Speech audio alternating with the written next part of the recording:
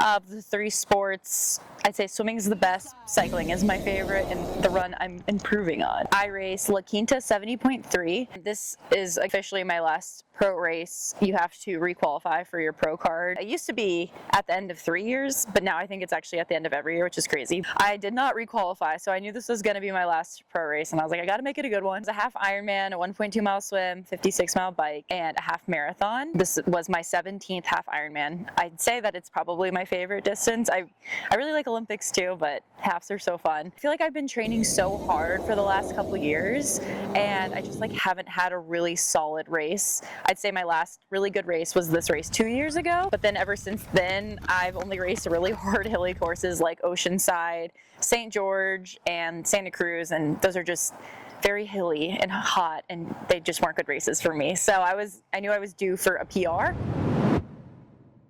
I got to La Quinta on Friday evening, carved up at dinner. I woke up the day before the race at like 7 a.m. I did my shakeout ride. It was very cold, but it was beautiful and sunny. Conditions were supposed to be the same on race day, which was really nice. Pretty uneventful shakeout ride. My bike felt great. My legs felt great.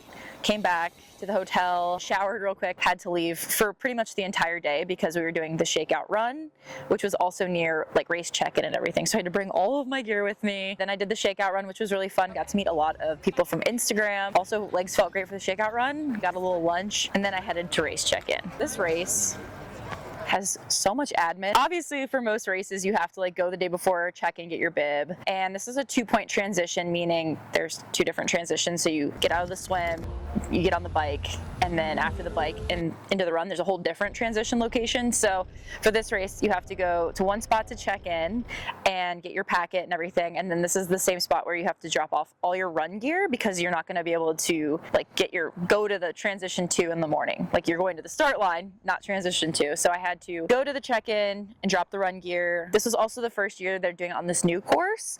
So the check-in area was different than it's been in the past for this race. From check-in to the parking lot, it was like over a mile walk, which was kind of crazy. Other than that, everything was pretty smooth. And also the parking lot was like hella dusty, so my car is still really dirty. Checked in, pro meeting, dropped my run gear, got in my car, and then had to drive to the lake, which is like a 30-minute drive. Got to the lake, and that's where I had to check in my bike gear, and decontaminate my wetsuit. I guess they're worried about like some invasive species of like mollusk or something, so they want you to decontaminate your wetsuit and leave it there overnight. After I dropped my bike and my wetsuit off, I think it was already like 4, or maybe it was 3, I don't remember, but no, I think it was 3, but I was gone from like 9 a.m. to like 3 p.m. just doing admin for this race, which was kind of crazy. So I got back to the hotel around like 4, had some Chipotle for dinner, watched the Ohio State game, and then went to sleep at 8:30. Actually slept so well, which was weird. I never sleep. I just felt like very calm about this race. So yeah, woke up at 4:30, and this race is also nice because all your stuff's already checked in. You literally just show up with like your goggles, like you don't need anything, and your bike bottles. Went into transition, got some kind of bad news that turned out to be okay, but one of the like golf carts that was carrying supplies ran into the pro women's bike rack, so all the bikes tipped over. I thought my bike was fine at first because I was able to shift and like pedal, but then someone's like, oh, check your front wheel, and my front wheel was stuck. It turned out that my brake lever was broken, which it's all fine. It was obviously an accident, but luckily the brake that was broken was my front brake and not my back brake, so I was able to race just fine. I just didn't have a front brake. Not a big deal. But I will say I was a little bit stressed about that on race morning. Everything had felt so good on my bike, and I had bike troubles at Santa Cruz too, and I was like so ready to have a nice, hard-working bike. That kind of brought me some stress because I'm an anxious girl. Everything turned out okay, honestly. Like, as soon as the race started, all my anxiety melted away. I got in the water. It was an in-water swim start. I don't know which one I like better. Sometimes we start on the beach and run in, and sometimes we start in the water. And I think I have an advantage with an in-water start because I'm a good swimmer. But this time I just felt like I was getting like, people were like drowning me. I got elbowed in the ear. Thought I lost my earring, but I didn't. Swim was pretty good though. It was cold, but not too cold. I've done that race before and the water's been colder. Once I kind of got away from the chaos, about 500 meters in, I found a good rhythm. I think I found a group of maybe 3 other girls. We kind of formed a line, separated from, again, all the chaos. Got out of the swim. It was kind of a blur from there. I remember being cold. I grabbed my bike gear, I ran into transition and got on the bike, and I honestly forgot about any of the bike trouble that I had in the morning, just because, I don't know, you just start racing and you get in like a different mindset. I even told myself too, I was like, well, if you start riding and anything feels weird, just pull over and stop, but the bike was fine. The bike course is really flat. It's so nice because you can just zone out. It's not technical, there's some turns, but you literally can just like put your head down, focus on your power and just go and like don't have to think about anything. It's sometimes hard as a pro because I am a better swimmer. I'm kind of like middle of the pack out of the water. So the hard thing is getting on the bike and then just getting passed so much by all the other pro women that were behind me on the swim. And they passed me so fast. It's not even like every time they pass me, I'm like, oh, maybe I can try to, kind of like keep them in my field of vision. You're not allowed to draft, but like stay close enough that we're kind of together. No, they're so strong. I don't understand.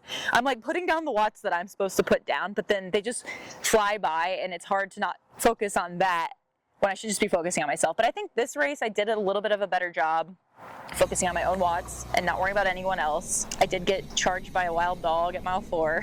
It was fine. It was kind of scary, I won't lie. But yeah, the bike was pretty uneventful. There was a point, I think around mile 40, where I was trying to do the math, and it's really hard. I'm bad at math as it is, but doing math during a race is even harder.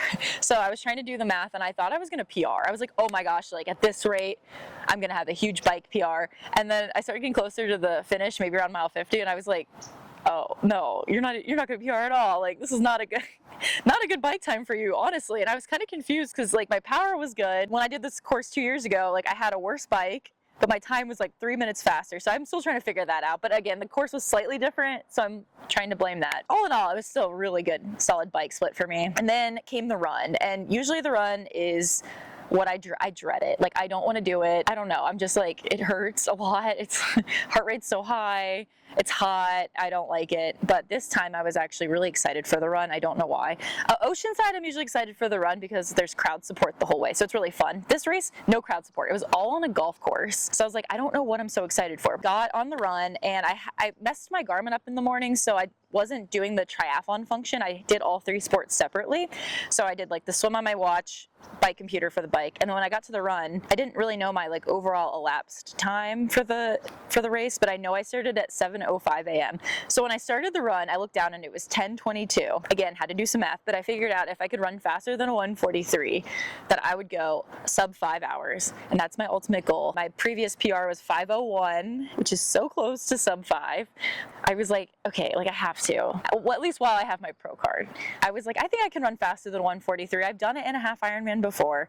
It's a pretty flat course. There's some little rollers, but they're short and they're steep. And there were a lot of turns on this course because it was all on like a golf course cart path. So it was kind of hard to get into a rhythm. I was able to get into one. So I started out a little bit conservative just to make sure, because sometimes I get too excited and I start out way too fast. But started at like a 7:30 pace, and I was like, I think I can hold this for a while. I held it pretty solid and think until like mile 8.